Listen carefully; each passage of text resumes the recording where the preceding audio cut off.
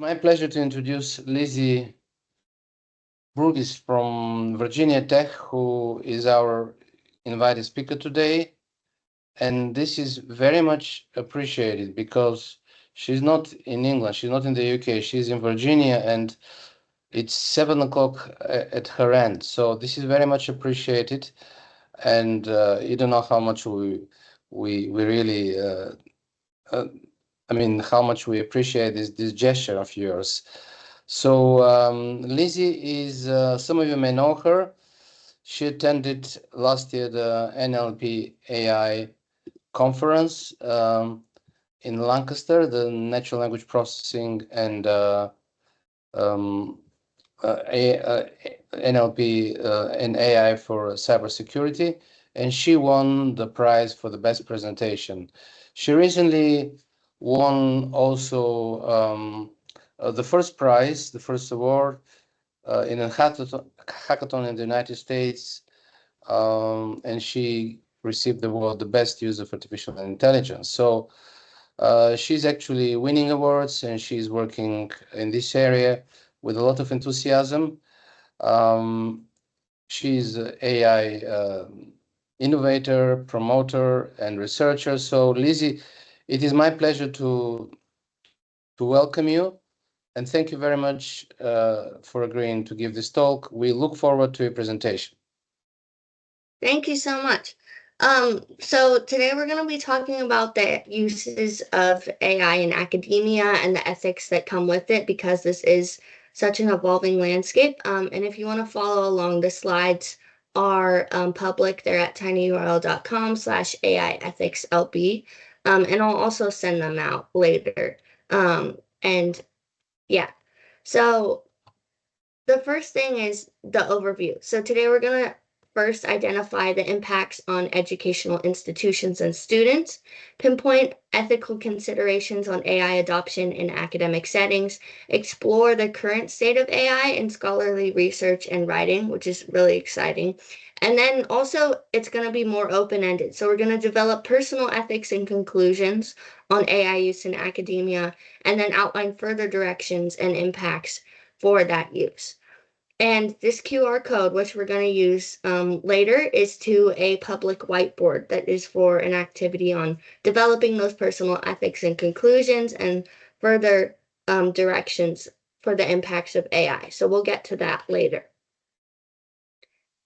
So first, we need to identify the impacts on educational institutes and students. So we have to understand the current landscape of AI. So this graph I find is really helpful. So basically on our y-axis here, we have mass adoption or application.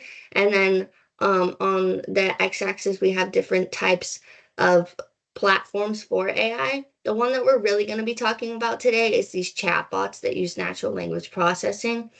But there is a lot of other things out there that make up AI. And also you can see this is narrow sophistication. So things like Autopilot by Tesla, that's still processed and uses AI as a tool. But chatbots are really what we talk about when we say academia, because we're not using personal assistants or automated insights as much.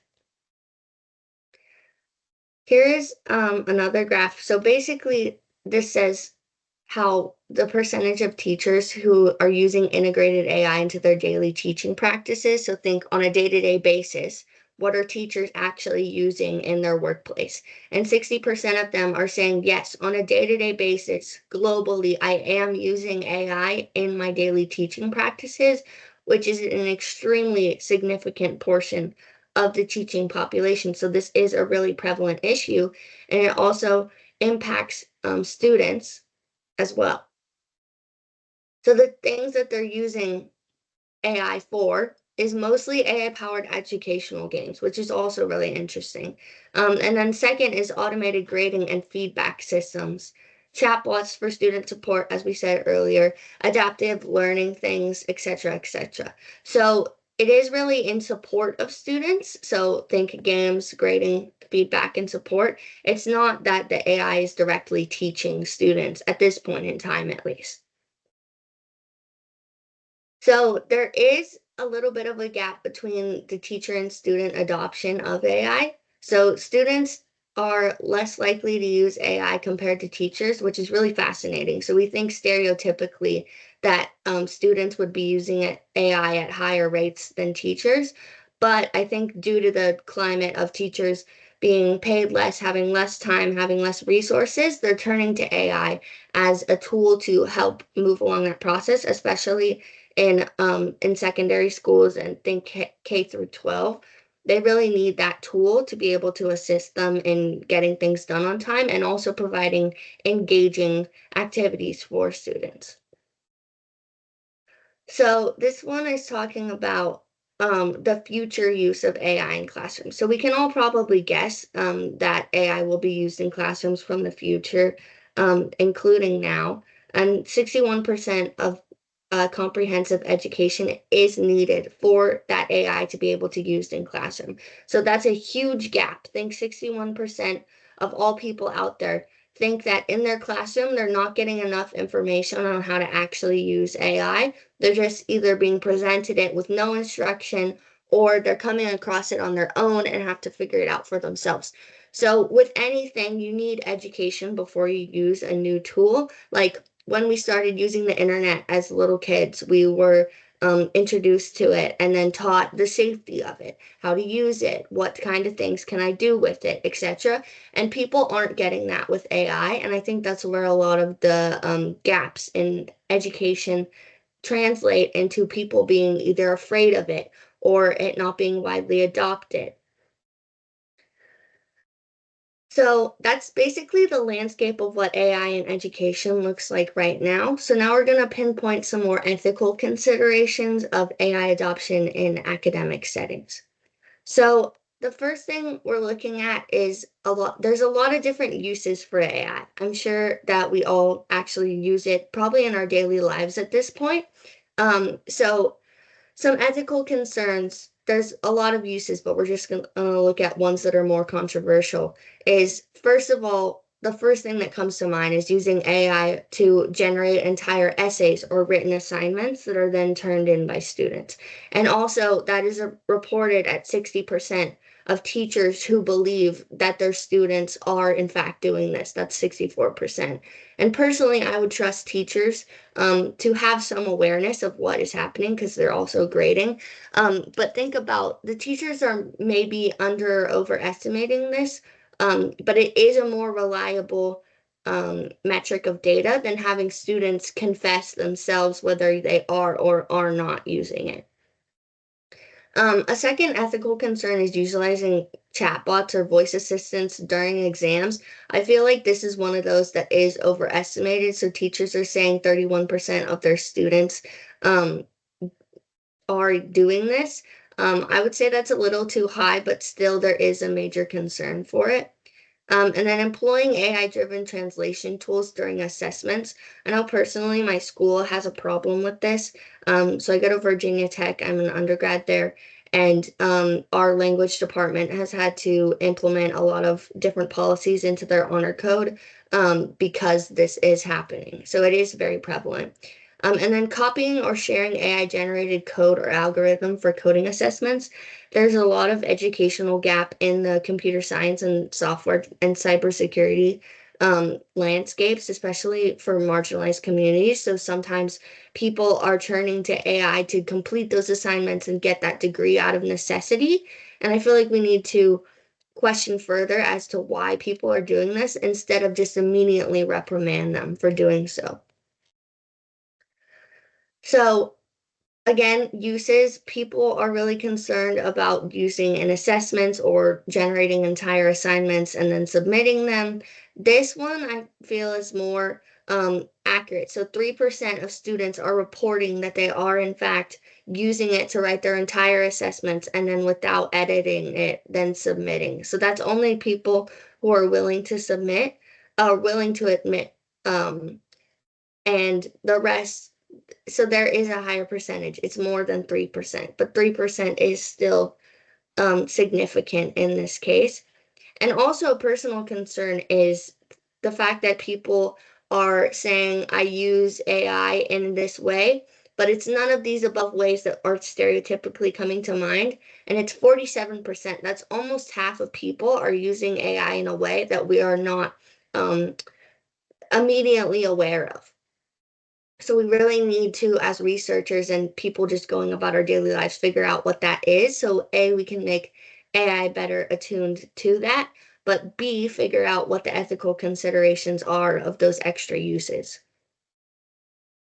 This one was also very interesting. So the percent of teachers who have concerns over various issues is really high. So again, plagiarism at 65%.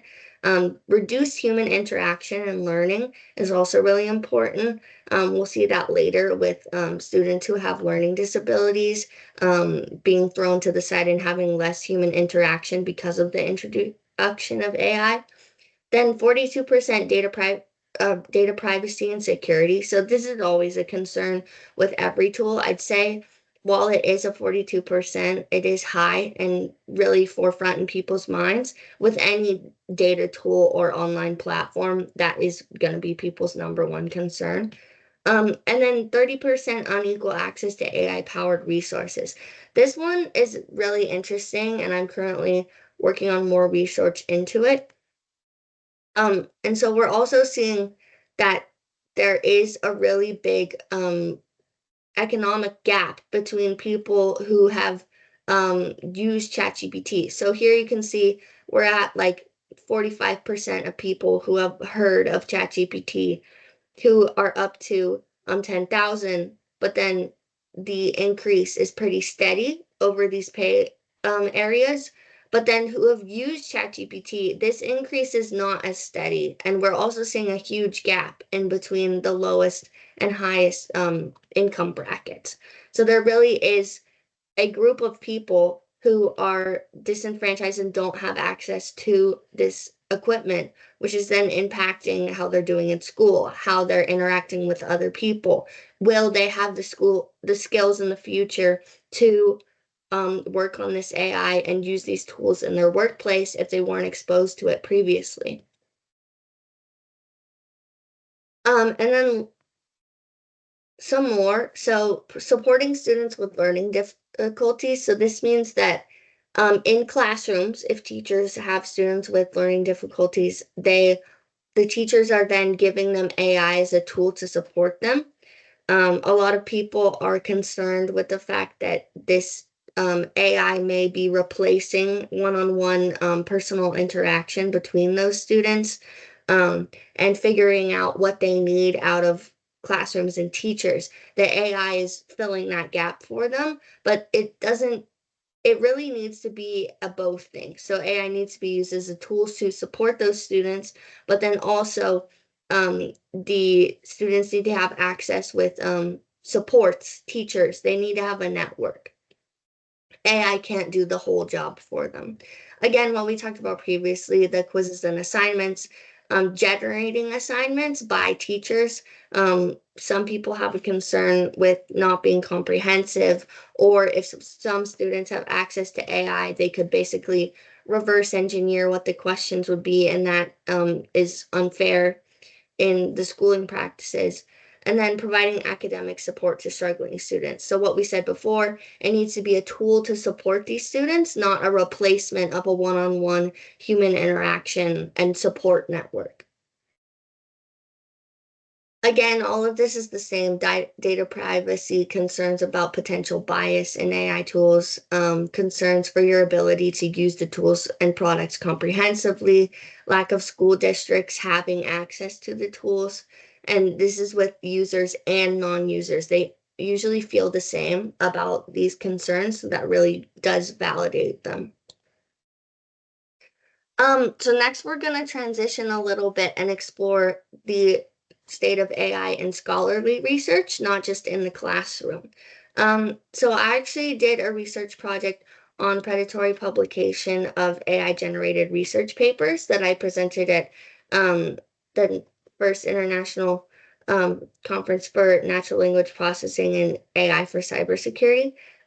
So in that, the objective was to quantitatively identify and define predatory publishers in order to protect academic authors from fraudulent publishers and combat these malicious entities.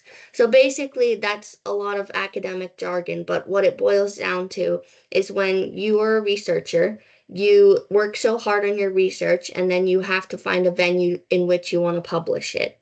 So when you decide that and pick a venue that you want to publish with, you can pick one that is really popular, like think IEEE, or you can pick one that is cheaper to publish with, less well known, and hope that their peer review process is rigorous enough that you will be seen still as an academic and still as valid in your research if you publish with that lower price point journal, basically.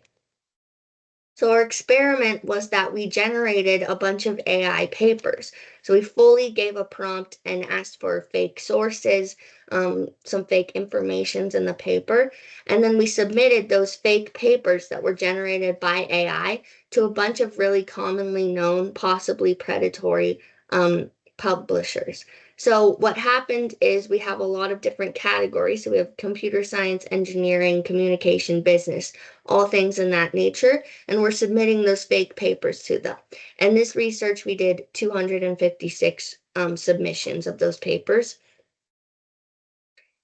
And what we found throughout all of these journals is that there's two processes. Either you can submit with your email or you can submit online. So we had to come up with fake information for people. So that's demographically accurate, but not a real person. So think the address exists, but there's no one living there. The employer is fake, but we made it exist online. The their race, age, gender is demographically accurate and statistically representative, but they're not a real person. And what happened when we went to sign up is there was a lot of times when we were unable to sign up because the web domain would fail. This was a really common occurrence. So think 256 submissions, but then 38 cases of the web domain changing from what our original website to submit to the journal was to something else. And what's really funny is that 28.9% of these failed submissions then turned into gambling content. So that is statistically relevant. So is there a connection between these predatory journals and then them turning over and selling possibly their web domain to these gambling websites? And then is that connected? There's a lot of further questions, and we can get deep into the weeds on if all of these things are connected, but it's still really interesting. So an example of what that looks like when you can't complete a submission is first you have the original journal that you're going to. Then you come back later to that same domain and now it's a gambling site. You're like, where did my journal submission go? It's not here anymore. Then you come back later and it's changed again to a different gambling website, and you're like, well, I really need to find my journal. So then you'd search that same journal, find that it still exists, it still is on the internet and available, but now it's just at a different domain, often a very strange one, or it has incorporated with a different number of journals. So that's the process basically of what that looks like. So the outcomes of our study were really interesting. Out of the 256 total submissions, 55 of our papers were accepted. That's 55 completely garbage fake papers that are now part of accepted academic research and could possibly get mixed in with real research and contaminate people's research that they're doing for papers, for other research, for students learning things in university, for trade and for industry, people making decisions based off of this fake information. So those have been taken out of circulation. We did that through this research process, but it just goes to show you what could happen and what is at stake. So only 10 of these papers were rejected, which is extremely surprising and very low statistically. 76 received a communication, but not a decision. So think they're sending us an email saying, oh, we received your submission. And then after that, they're not responding at all. And then 115, we didn't receive any communication. So we submitted our paper, and the journal either A, could immediately see through our fake paper and didn't want to spend any time with us, or B, they're not active, or C, there was just a problem with the submission. The submission method were both email and online, as we said before. And here's the statistical breakdown of the accepted, rejected, and acknowledged.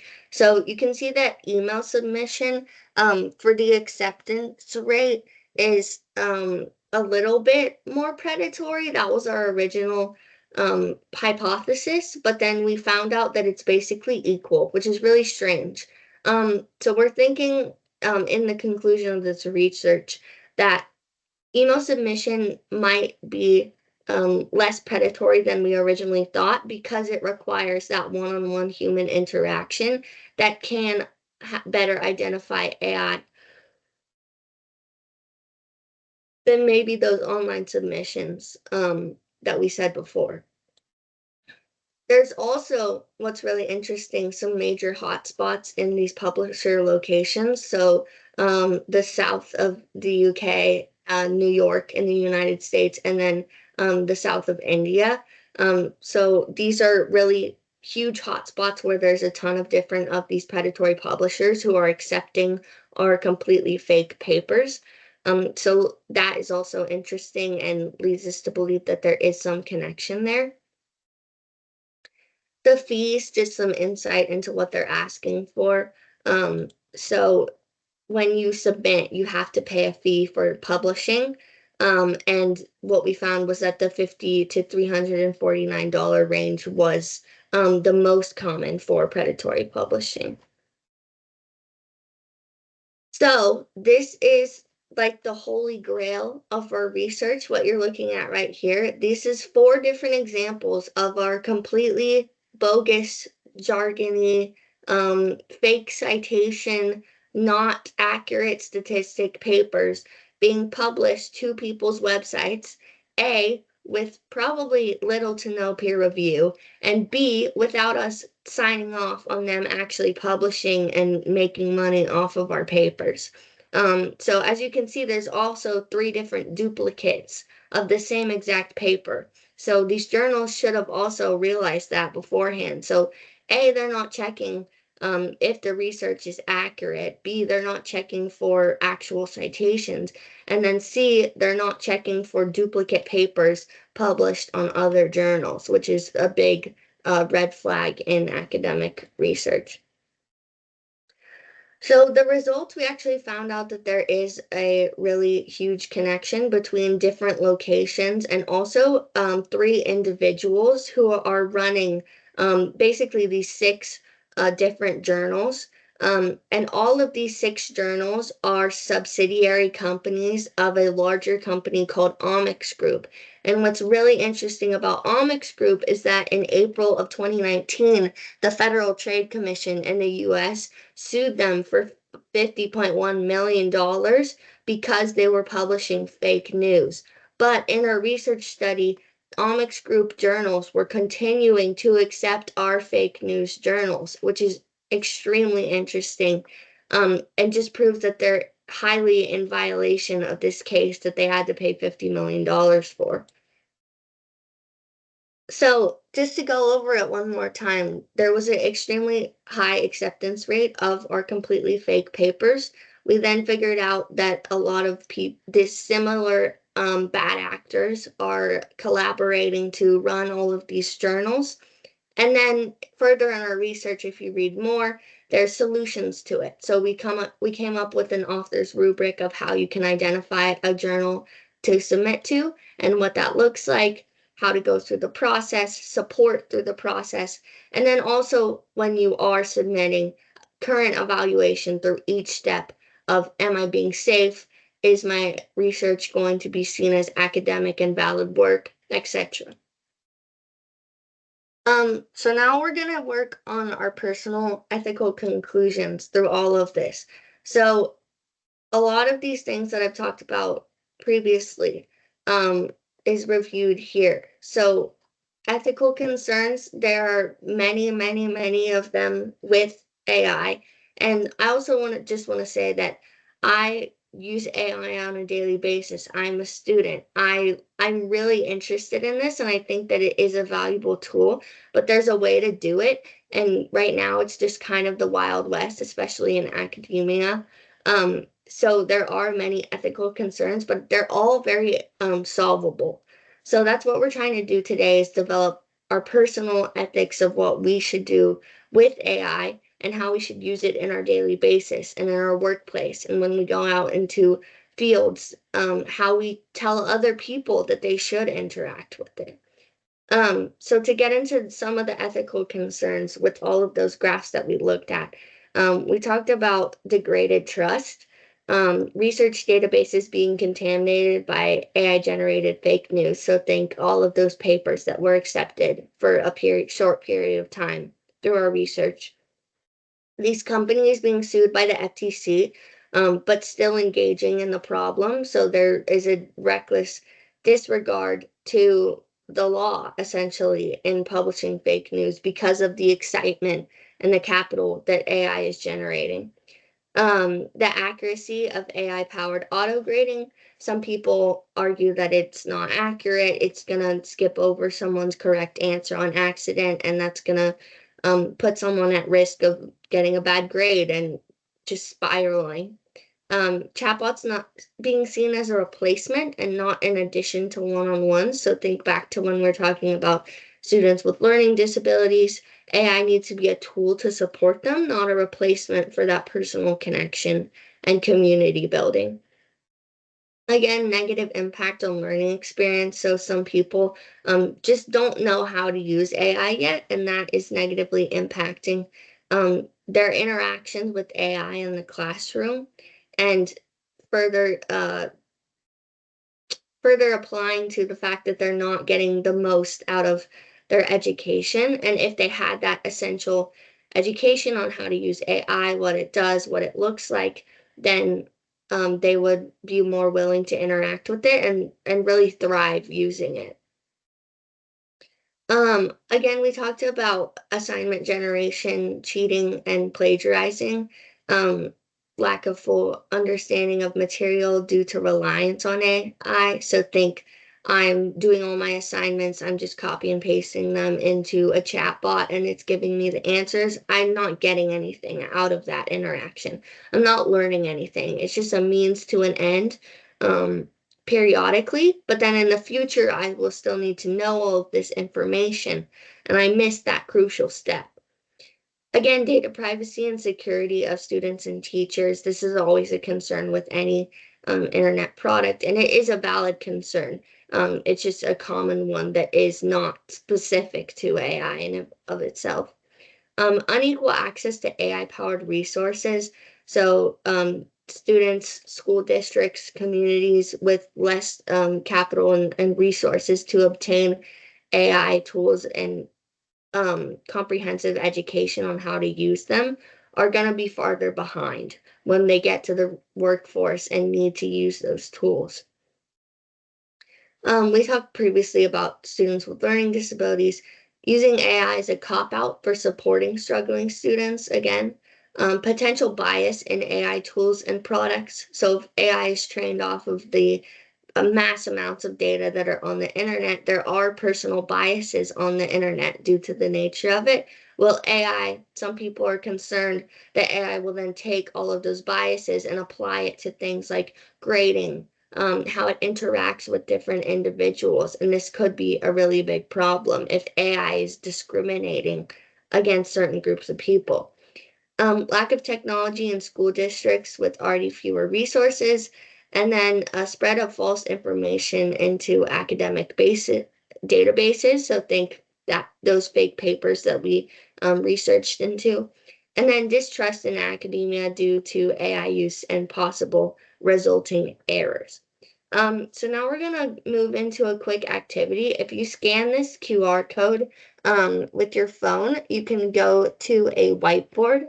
And if you would like to post on there what kind of interest you have in AI and what the ethics of it are. So if you go to that QR code on your phone, it'll take you to this. This is what it looks like on your phone. And so basically you just press this plus button down here. You add in something about what your ethical concerns on AI are, and then we can all see it. And then the slides are also there if you'd like to see them. And we're going to do this for about 5 minutes and then regroup and talk about what we think about the ethical concerns. And also, I'd love to take any questions or if just anyone wants to discuss what they would like to contribute towards this conversation of developing our own ethics. That would be awesome. Oh, thank you so much for the question. Yeah.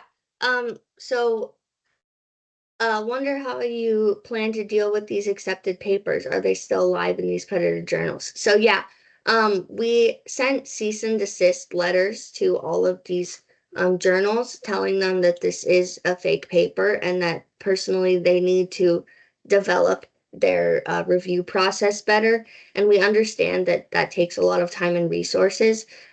So we have contacted all of these journals and let them know and have an active list of what is still published. And also, they are all currently not in any major academic databases. So think the ones that a lot of universities use to work on their research and to educate students. None of those papers exist in those academic databases. But yeah, that's a really big concern that we had with the research is what happens when they do get published.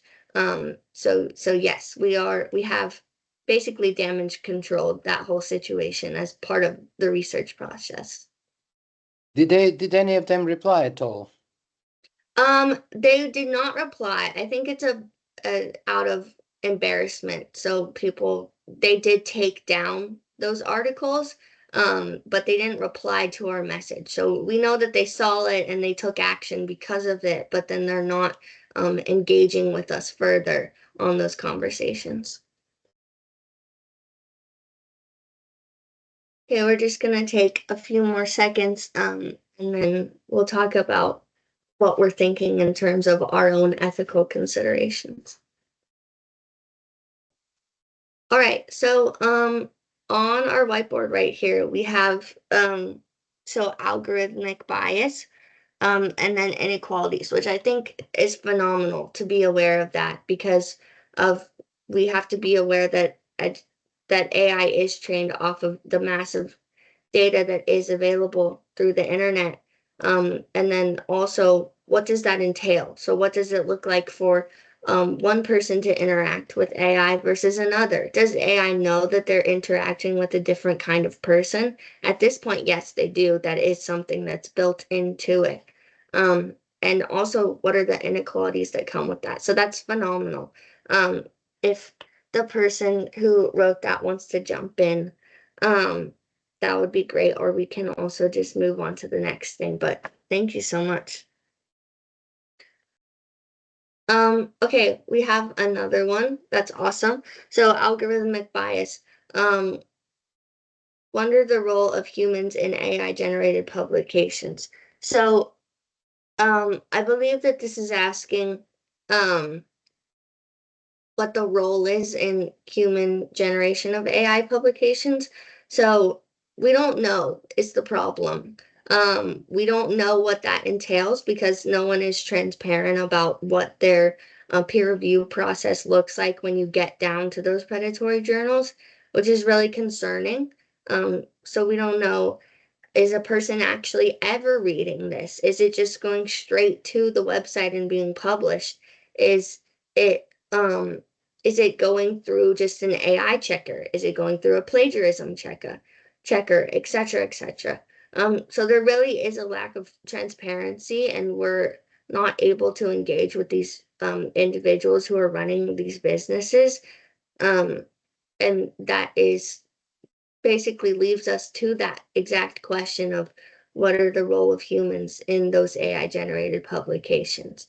Not to say, we can also look at it on the flip side and say, when I am writing my own research paper, can I use AI? Of course, you can use it as a tool to help you research, organize your thoughts, edit your grammar, etc., etc. And those are all phenomenal uses. It's just this case of generating entire bodies of text with no then check on your own, and then for other people, what if the information is valid and is basically educationally valuable to other people? Is it just going to infect our research database with fake information, or is it going to further people's educations and really the progression? So that's also an awesome comment. Thank you very much.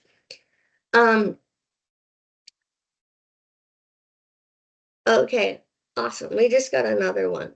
So humans from doers to supervisors of AI outputs. Um, let's see. Yeah, so I like that a lot of humans. So right now our interaction with AI is basically that we are the ones who are prompting. We're the ones who are taking that information and then disseminating it. But soon, and a lot of researchers are working on, we will just be supervising what the AI outputs, and it can prompt itself, figure out that it needs to step in a situation. And that's also a big concern, thinking about if I give AI the full range to be able to um, prompt itself and then carry out a task, is that allowed? Am I okay with it having that permission? Or do I need to step back and say, well, I want to be the one who initiates that interaction and give the AI permission to then go into a situation and give information, figure out how to handle something, et cetera, et cetera. So I also love that. That's really great. Um, and then finally, we're going to outline. So further directions and impacts of AI use in academia. So a lot of these are just solutions that some people have. This is not to say this is the end all be all solution that we should all adopt immediately tomorrow and the world will be completely fixed if we do all of them. But it does start the conversation of how are we going to solve these issues. So, first of all, is comprehensive AI education. I will talk about this all day, but we need to know how to use AI, what it does, what it can do for us, and what does it look like in my daily life. With that knowledge, it creates a great relationship between people and this new tool, and it allows them to use it to its full advantage and not see it as scary or intimidating. And then disbursement of AI technology to all demographics. So think people who don't have the capital to invest in an AI tool, making a free version accessible to everyone really does go the extra mile and help everyone have access to a tool so that people don't fall behind in education and awareness. Moving on, we have transparency in AI use. So a lot of people are just using it behind the scenes right now, and I think because we don't have that comprehensive AI education, people are afraid to talk about the fact that they're using it, or concerned that people will look at them differently for using it. And I think creating a culture of transparency in the use of AI destigmatizes if it's scary or if it's intimidating, and instead just allows people to go about their daily life and see it as a tool the tool that it is, that's so beneficial in a variety of situations. So again, using that tool lens instead of a final solution lens. So AI is a tool, not a final solution to all of my problems. We also have to make personal choices on when to use AI in our schoolwork. And this also applies to our corporate work, our careers, our personal lives, etc. It's not up to anyone else to tell us when is appropriate to use these tools and when it's appropriate to engage and disengage, to disclose and not disclose our use and our participation. It's a personal choice of when am I going to use this? When is it beneficial to me? So really asking those personal questions is what's going to create a healthy culture around AI as a tool. Teacher transparency in AI tool use. So again, what we talked about before, teachers using AI to grade papers or to come up with lesson plans. I think sometimes students are put off by that if they find out later in the fact, and it further separates that relationship between professors and students. But if students are transparent, it also provides a model for students to then be transparent with other people in their lives. They've had an example of that before, and they will probably do it in the future. Constant checking of AI grading use accuracy. So basically, right now, some people argue that if you ask a question, AI will give you a correct answer 80% of the time. There's no way right now that we can ever get a realistic statistic of what that answer for accuracy is. So just constant personal check-ins of like, do I think this answer is correct, or do I need to tweak it? Or is there context that AI is leaving out? Is that not making it correct? So personal commitment to checking after you ask AI for something. Again, building positive relationships between AI and the public. How we do that, like we said before, is education and then transparency. Not using AI as your unpaid intern. This is what someone I work with says all the time, and I think it's hilarious, but also it really does drive home the fact that AI is a tool for you to use, just like we search things on the internet. Now AI can help us do various things. It's not just something that lives independently of you, that goes off on its own and solves all your problems. It's a tool that helps you accomplish things in your life. So if you take away nothing else but this, it's that generative AI is a tool, not a solution to your problems. And how we remember that is generative AI is not my unpaid intern. Um, Asking questions in your community about AI use and relationships is also really important to just destigmatize and have open conversations. Um, Again, open and constant dialogue. An effort to engage people of all types with AI. So people who are put off by the idea of it, people who are scared of it, people who don't really understand. Um, we still need to engage them with AI because we can't have a culture that falls behind and is left out from that innovation. Using tools that check the percent likelihood of something being generated by AI is always a great thing to lean back on. Um, and protecting your education reputation by never submitting things that are fully AI generated. So it seems like self-explanatory, but what happens is a lot of time students get down to the deadline and they're scrambling and they see it as a means to an end. But again, AI is not a solution to all of our problems. It's just going to create more problems in the future. It is instead a tool for us to use. Um, Again, more rigorous peer review processes and research publications would completely eliminate this entire problem that we explored through our research. And fostering cultures of academic and personal integrity, again, it's all about transparency of use and also education. And finally, using AI to embrace your own critical thinking, not replace it. So again, that idea of it's a tool, not a means to an end. So we need to still use our critical thinking skills as and human intelligence before we completely rely on AI, because AI doesn't have all the context and all the knowledge. And a lot of times we're a lot smarter than we think. So relying on our critical thinking skills and then using AI to enhance our abilities is really a great solution. And again, these are not to say that if we adopted all of these today, then all of our problems would be solved, but instead jumping off points for further conversations about how to improve the landscape and attitude around AI.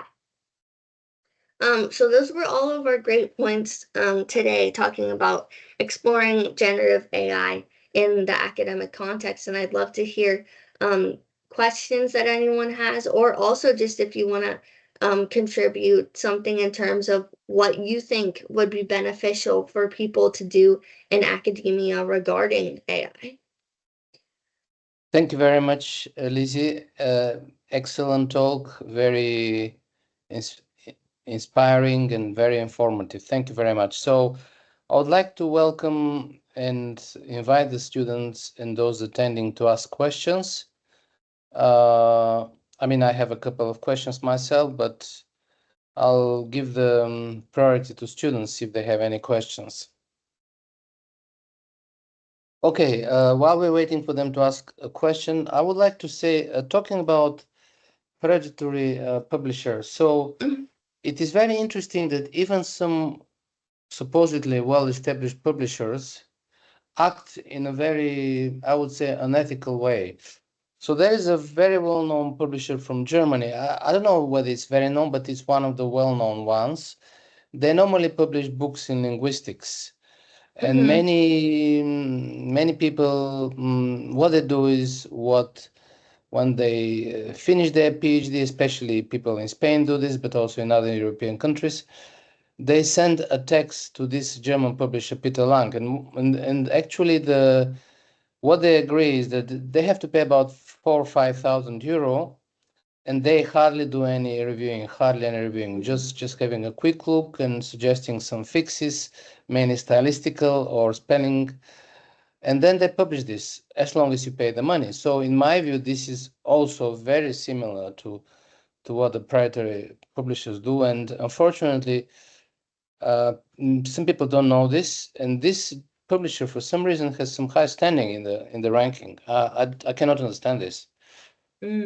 So this is very regrettable, of course. So I personally advise the people whom I supervise not to submit anything there. Lizzie, I want to ask a couple of questions. So the first question is, what is the general perception and what is your view? Is it equally ethical, or is there any difference in, let's say a teacher, lecturer, university lecturer, for instance, using AI tools to write a paper, but just to improve the English. And a lot of people do this in the world who are not native speakers. Even native speakers do so. They use ChatGPT or other large language models just to comment to their English and suggest improvements.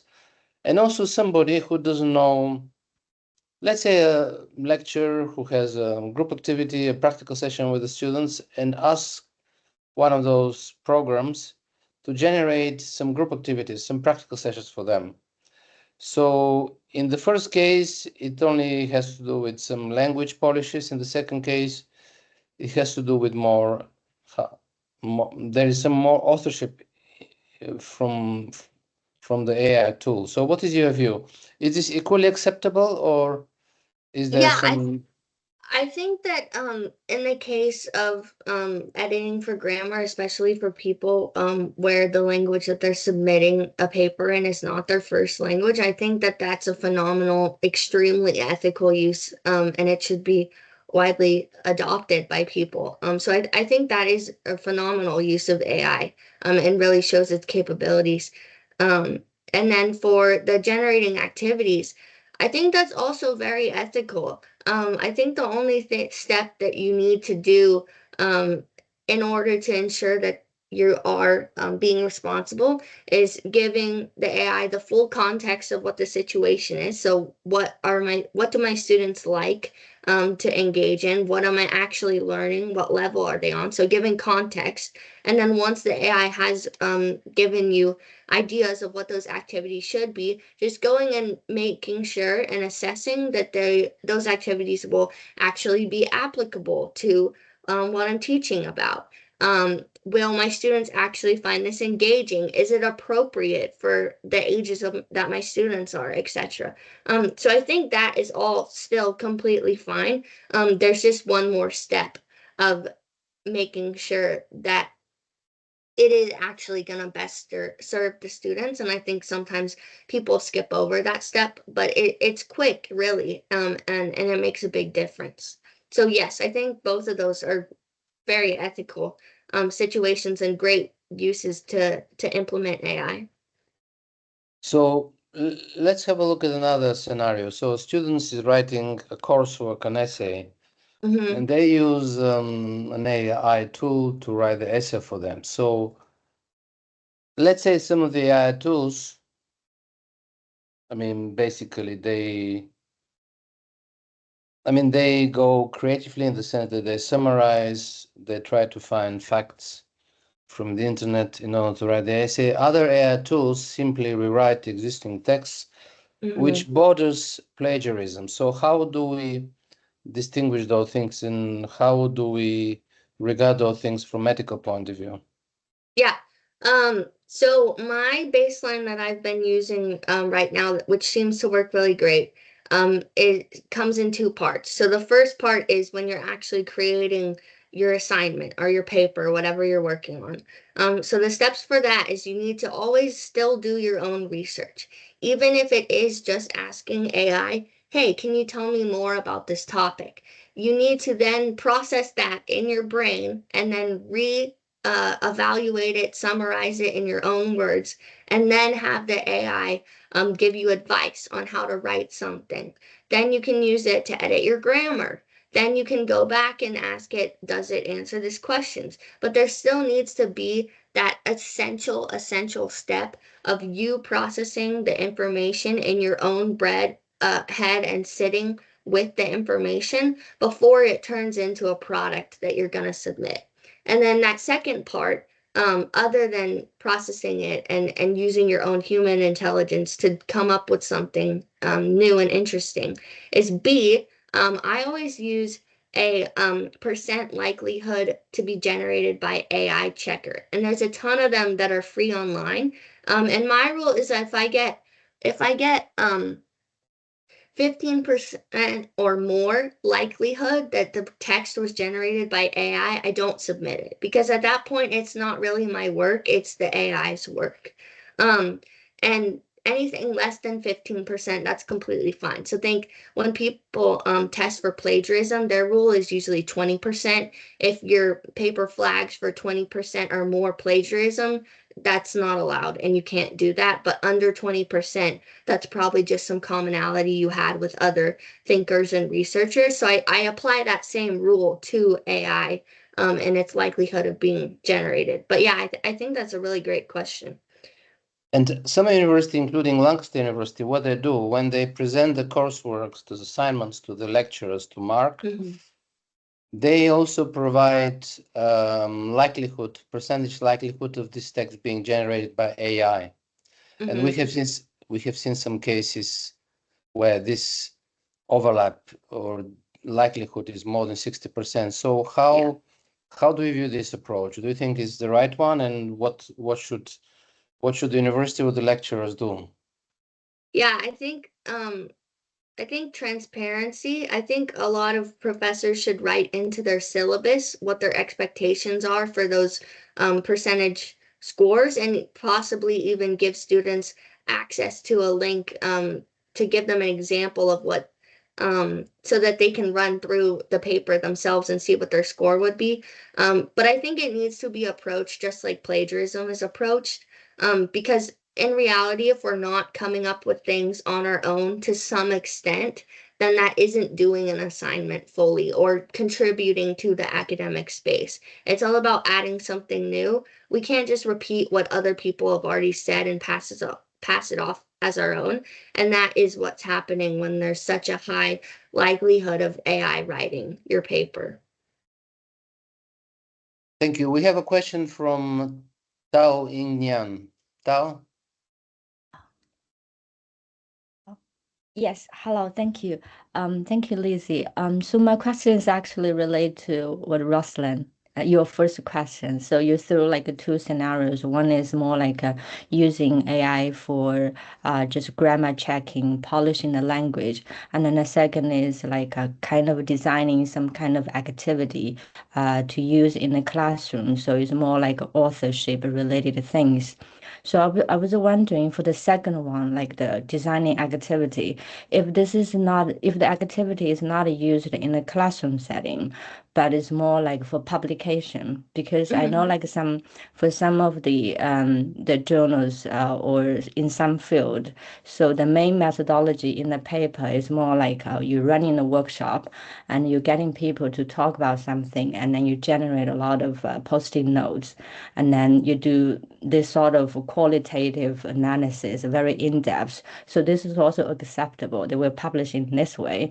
I was thinking if in that case you use AI to generate a lot of these activities, so you can see AI is actually having a relatively more important role. So it's kind of a like co-author because the whole paper relies on that kind of activities. So I wonder in this case, do you think there's any like ethical considerations? Yeah, that's my question. Thank you. No, I think that's a great scenario that does pop up a lot, and I like that you brought that up. So my recommendation, and I obviously don't know everything, but my initial thoughts is to just provide disclosure, as I was talking about before. So saying I worked on all this research and I provided great insight, and that is my own work, but then I provided ChatGPT or some other AI with that work, and it helped me co-author, like you said, and come up with these new ways to educate my students or provide activities for groups of people. So just a disclosure and describing that process, and that's what I did in my previous research. I just described very basically, this is what I asked it to do, this is what I fed in. And you can also always download on some things like ChatGPT and other OpenAI products. You can download your entire transcript that you had, your conversation between yourself and your AI, and actually cite that in your paper. So I think that it also allows people to reproduce those results if they wanted to. So mainly just to summarize, transparency. I still think that's completely fine. And like you said, there's a basis of I used my own human intelligence to do all this research, but then I had this co-author and use this tool to get to this final solution. So yeah, I think that's completely fine as long as there's transparency. And I think that's a great example of using AI as a tool to enhance our own human intelligence. Yeah. Okay, great. Thank you so much. Yeah, no problem. Thank you. Lizzie, I think that we're not, I don't want to abuse your kindness, but do you have another 2-3 minutes Yes, I do. to No for problem. one final question? Yeah. Well, one question which is of interest to me because I'm executive editor of one of the leading NLP journals, which is called Natural Language Processing, published by Cambridge University Press. So this hasn't happened to us, but other well-known journals have had an issue with papers which have been fully or partially authored by AI. Mhm. Like there was a scandal about a paper in a very reputable journal where the text was something like, I don't have enough training data to comment on this, or something like this. Yeah. So obviously this was something overlooked by the reviewers. It was overlooked by the editors. So obviously humans cannot spot everything, but obviously such cases do not enhance the reputation of a specific journal. So how do you think we can deal with this problem? I mean, in my case, I make sure that every paper has at least 3 reviewers, and the editorial assistants are also keeping an eye, myself. But obviously, it's not. I cannot guarantee that we'll always catch such cases. So, Mhm. do you think this really damages the reputation of a journal, and how we can somehow protect ourselves against this? Yeah, I think that's a great question, and also it's really controversial right now, and we're seeing it play out in real time of what happens to these journals if people submit fully AI generated papers and then they get accepted. So right now, because I think due to a lack of education of what AI can fully do and what its capabilities are, it's not negatively impacting a journal's reputation as much as it should, in my opinion. So my suggestion to improve the review process basically for these journals is A, to run it through that likelihood percentage detector. And then B, I think that we really need to develop tools that look for those keywords, like you said, that AI uses. Like, I don't have enough data to generate this. I'm not able to answer this, or here's your answer. Like, we need to find those keywords that AI is using in its prompt engineering and possibly work with the companies who create the software and ask them what those key phrases are, and then look for them as reviewers in journals, in papers. And right now, that maybe is just a simple Control F to find things like that. But in the future, hopefully, it's an automated process where we go through papers and scan for all of these likely phrases and automatically find out what the percent likelihood is, and then not accept papers that are doing this kind of thing. This is very helpful and useful suggestion. Thank you very much, Lizzie. And I would like to thank you very much for giving this excellent and extremely informative and timely talk to us. Thank you to all students and colleagues who attended. And thank you. I'll stay with Lizzie for 3-4 minutes to have a little chat. Thank you very much for having me. Thank you.